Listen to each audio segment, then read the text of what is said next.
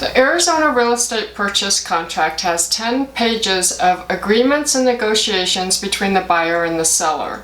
You should take a look at it ahead of time, so sellers, you know what you're going to receive from the buyer, and buyers, you know what you're going to sit down with your agents and write.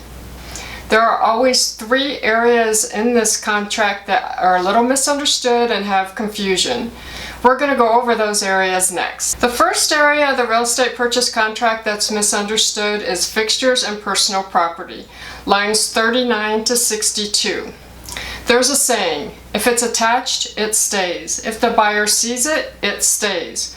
So sellers, if you have grandma's chandelier hanging over the dining room table, you want to take it down and replace it prior to any showings.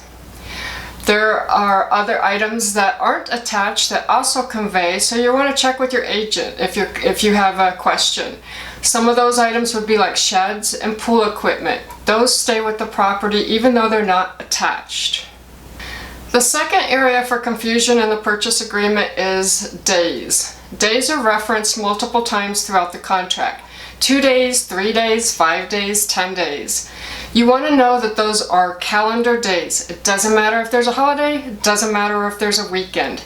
Day 1 starts the next day and it's calendar days for the count. Third area of confusion is close of escrow.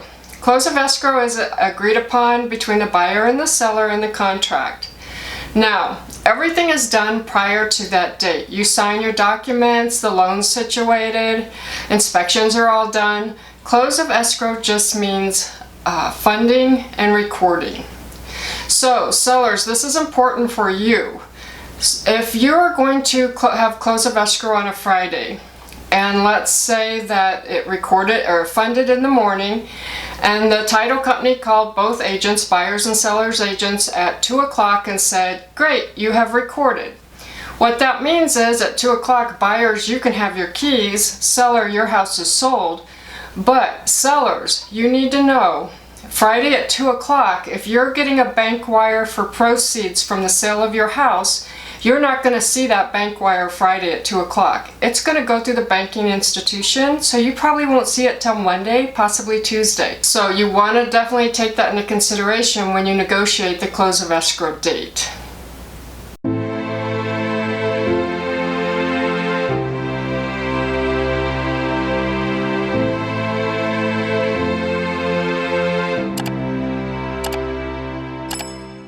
If you like this video, be sure and subscribe, like, or comment.